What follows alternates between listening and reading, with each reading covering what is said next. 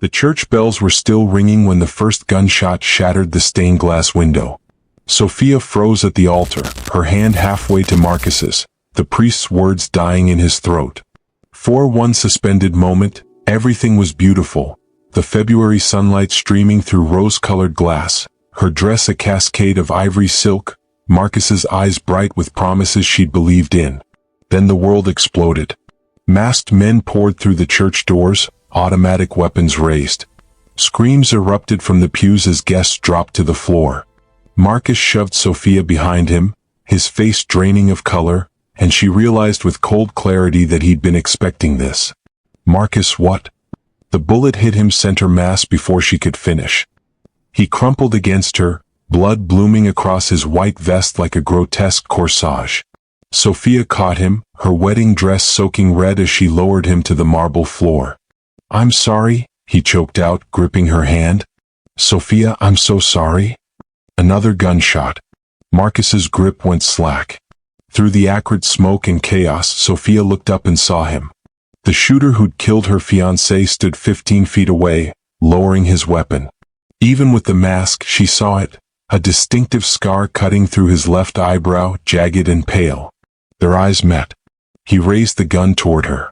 Then a voice cut through the pandemonium like a blade. Stand down, now! Men in black suits materialized from nowhere, moving with military precision. The gunmen scattered or fell. And walking toward her through the carnage, utterly calm in a charcoal suit, was Luca Santoro, Marcus's business partner. The man who'd given the best man speech an hour ago with that slight, knowing smile. Get her out, Luca commanded, and hands pulled Sophia to her feet. She fought them, screaming Marcus's name, but Luca stepped into her path. He's gone. You need to listen very carefully if you want to survive the next 5 minutes. He gripped her shoulders, forcing her to focus.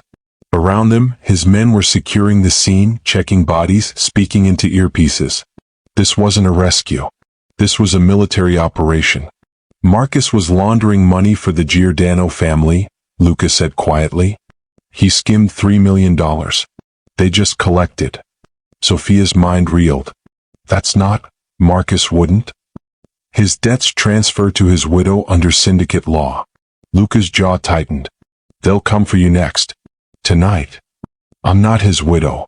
We didn't, the ceremony didn't. Then there's only one way to keep you breathing. Luca's hand moved to her chin, tilting her face up. Marry me. Right now. Under my protection, you become untouchable. Sophia stared at this stranger with Marcus's blood on her dress and a killer's scar burned into her memory. Decide, Luca said. Dawn or dead. Your choice. The city hall clerk didn't blink at the blood. Sophia supposed at 2 a.m., working the night shift in Lower Manhattan, you stopped asking questions. The woman simply pushed the marriage certificate across the counter, adjusted her glasses, and called for the notary. Rings? The officiant asked, a tired man who smelled like cigarette smoke. Luca pulled a simple gold band from his pocket. It fit Sophia's finger perfectly, and she hated that she noticed. Her engagement ring from Marcus, a modest diamond she'd loved, was gone, probably still on the church floor in a pool of blood. Do you, Sophia Marie Valentine, take this man? Yes. The word tasted like ash. Do you, Luca James Santoro?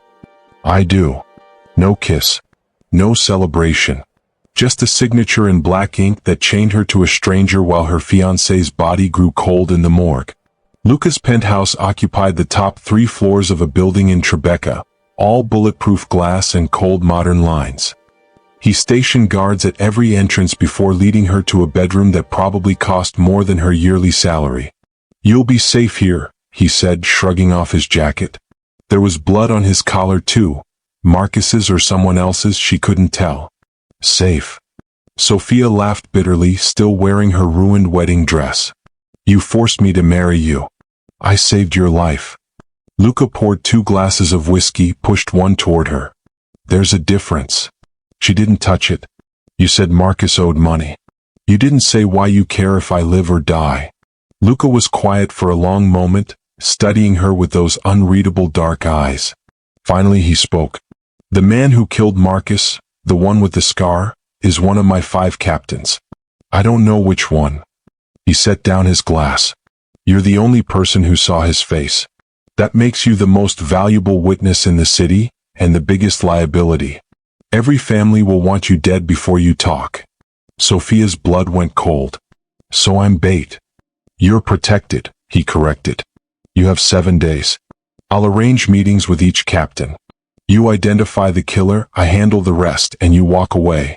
And our marriage? Annulled the moment this is over. You have my word. His word. As if that meant anything from a man who'd married her over her fiancé's corpse. But what choice did she have? Fine, Sophia whispered. 7 days. Luca nodded and left her alone. She finally peeled off the blood-stiffened dress, hands shaking. Her bridal bouquet sat on the dresser, white roses and baby's breath, somehow still intact. As she lifted it to throw away, something crinkled inside. An envelope hidden among the stems. Marcus's handwriting. Her hands trembled as she unfolded the letter. Sophia, if you're reading this, I'm dead.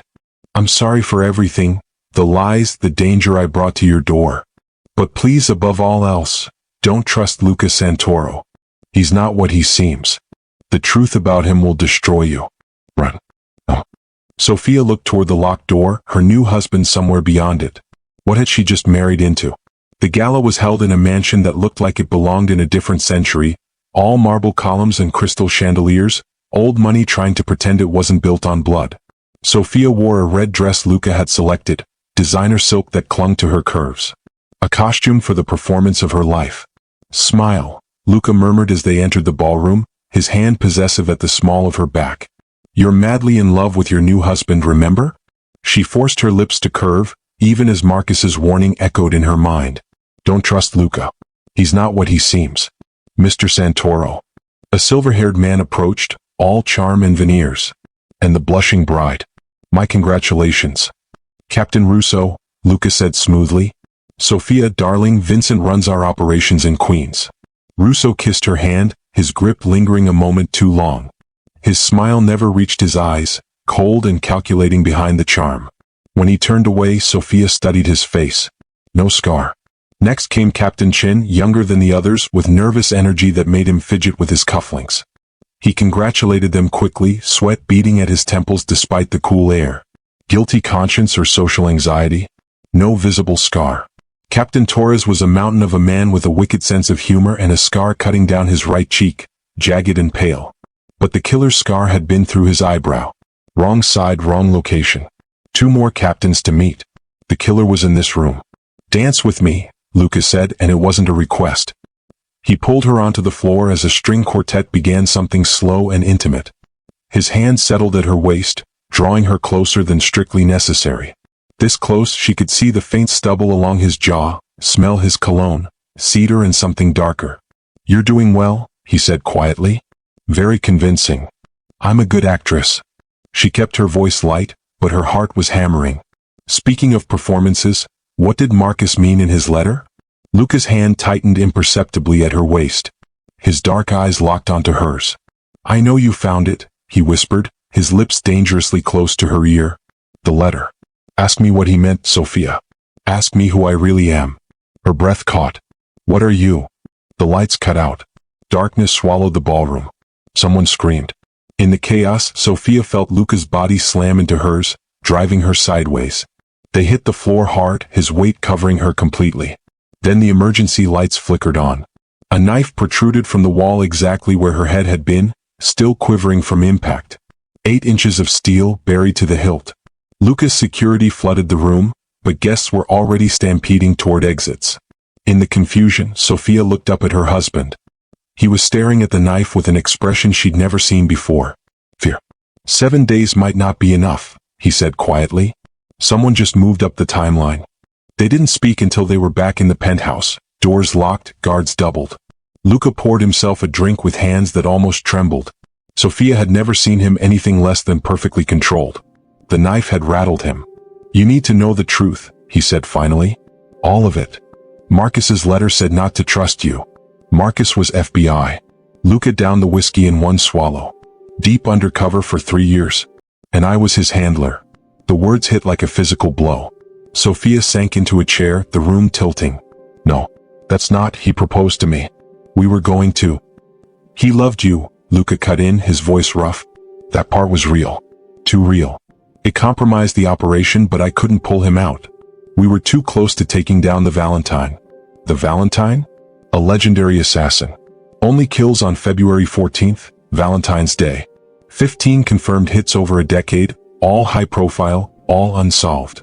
Luca's jaw tightened. Marcus discovered his identity. Someone inside my organization. One of my 5 captains. He was going to tell me at the wedding, but the Valentine struck first. Sophia's mind raced. The letter. Marcus told me not to trust you because as far as he knew, I was just another crime boss. His cover required him to believe I was the enemy. Luca's dark eyes held hers. I couldn't tell him the truth. Not until we had the Valentine in custody. So everything, the wedding, the money laundering story, all theater. Marcus wasn't skimming money. He was gathering evidence. Luca moved to the window, shoulders tense. The Valentine killed him to protect his identity. And now you're the only witness who can identify him. Sophia should have felt angry, betrayed. But watching Luca's reflection in the glass, this man who'd saved her life, married her to keep her safe, carried the weight of Marcus's death on his shoulders, she felt something else entirely. Something dangerous and unwanted. She stood, moving through the penthouse on unsteady legs, needing space to think. She found herself in Luca's study, a room she'd never entered before. And there, in a crystal vase on his desk, was her wedding bouquet. Not thrown away. Preserved. The blood-stained roses carefully arranged, baby's breath still delicate and white. I was going to throw it out, Luca's voice came from the doorway. 12 times. Sophia turned. Why didn't you? He stepped into the room, and for the first time she saw past the cold exterior to the man beneath. Grieving. Guilty. Wanting. Because I've been half in love with you since Marcus introduced us 2 years ago, he said quietly. I watched you laugh at his jokes, plan your future, look at him the way I wished. He stopped, jaw clenched. I'm sorry it took his death to have you. I'm sorry for all of it. The confession hung between them. Sophia crossed the space separating them and kissed him. Sophia woke at 3 a.m. with her heart pounding, the memory crystallizing like ice. She'd been replaying the shooting for days, trying to see the killer's face more clearly. But faces could be covered. Masks could hide features. She'd been looking at the wrong thing entirely. It wasn't the scar on his eyebrow. It was his hand. When he'd raised the gun to shoot Marcus, his sleeve had pulled back. A jagged scar across the back of his right hand, pale against tan skin. She'd only glimpsed it for a second before the trigger pulled and her world ended. She bolted upright, reaching for Luca. He stirred beside her, instantly alert. 3 nights of falling asleep in each other's arms had made them attuned to each other's rhythms. The scar, she breathed. It was on his hand, not his face.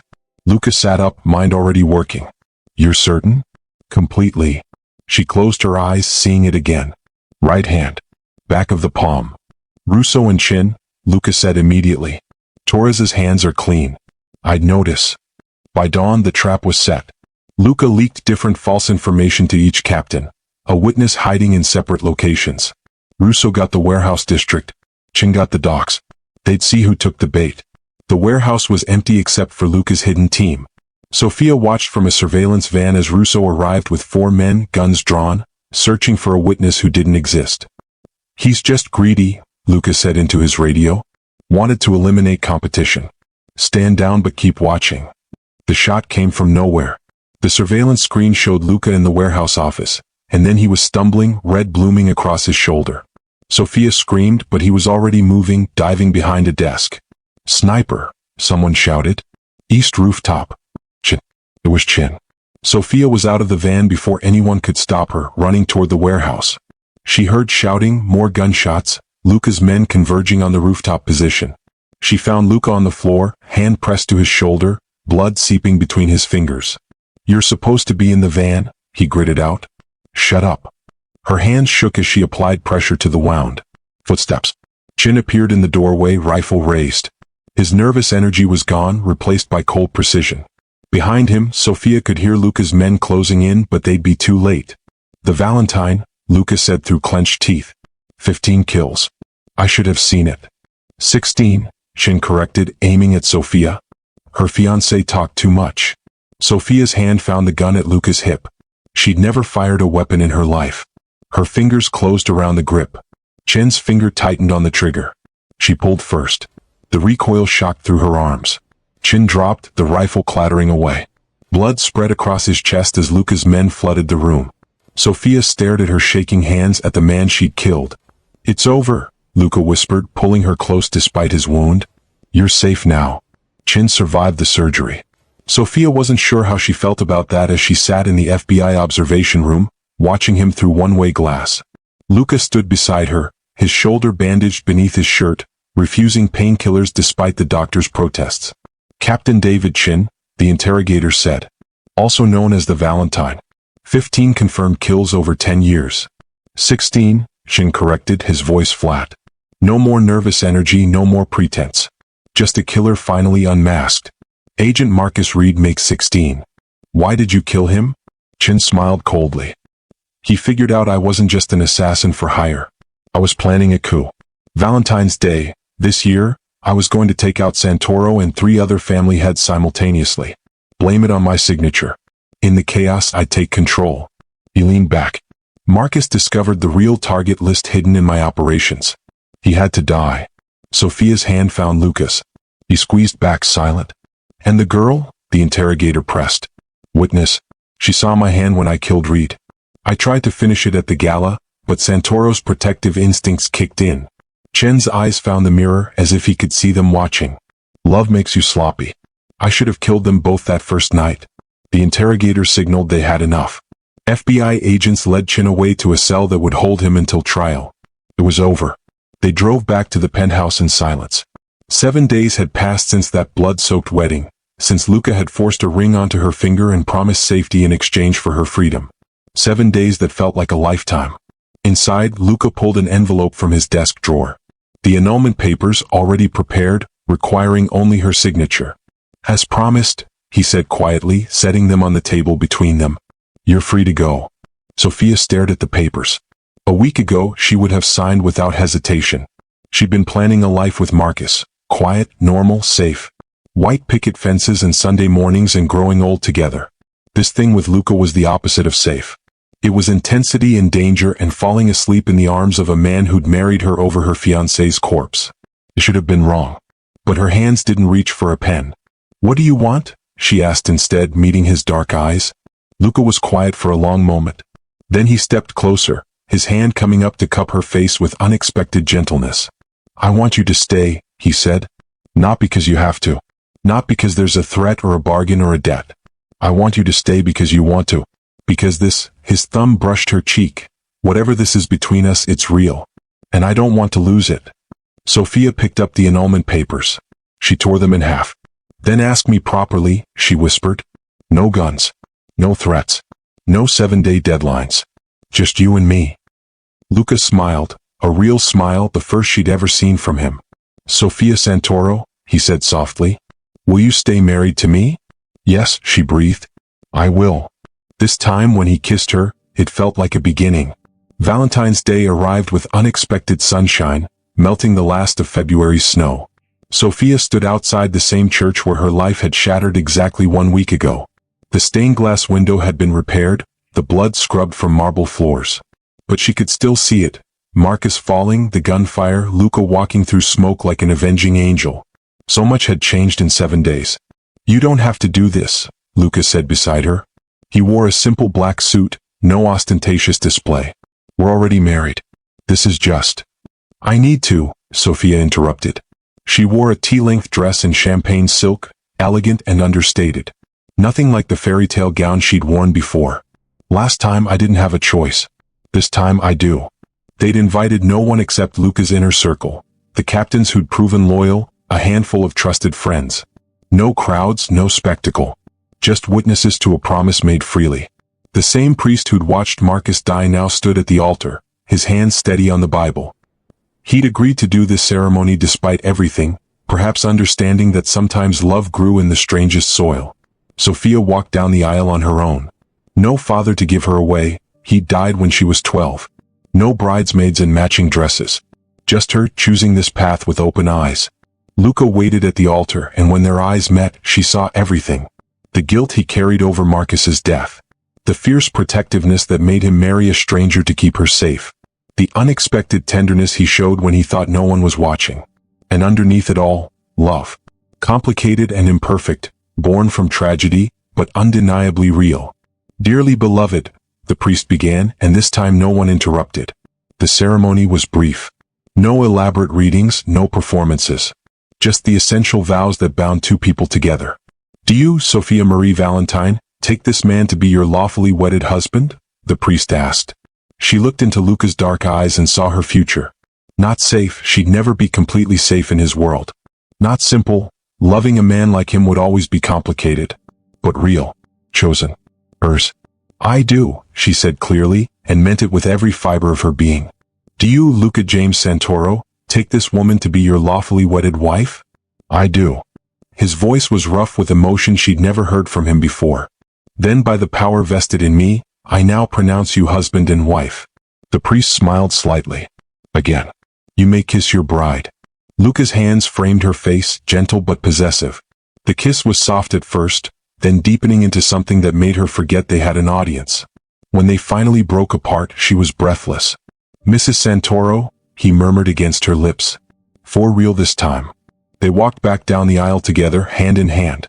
Someone had brought a small bouquet of white roses, not the elaborate arrangement from before, just a simple cluster tied with ribbon. At the church doors, Sophia paused. She looked at the flowers, thinking of the girl who'd walked in here a week ago with dreams of normalcy and safety. That girl was gone. In her place stood a woman who'd killed to protect the man she loved, who'd chosen danger over comfort, who'd found herself in the wreckage of everything she'd planned. Sophia turned and tossed the bouquet behind her. It arced through the air, roses scattering, and she didn't watch where it landed. She was done looking backward. Ready? Luca asked, his hand warm in hers. Sophia smiled, genuine and free, and stepped into the sunshine with her husband. No more lies. No more threats. No more counting down to an ending. Just Valentine's Day finally living up to its promise of love. And that's how Sophia found love in the most dangerous place. If this story gave you butterflies, smash that like button and subscribe for more enemies to lovers mafia romances. Comment, ring, if you'd marry a mafia boss, and let me know what trope you want next. Forced proximity, fake dating, or second chance romance. Your support means everything.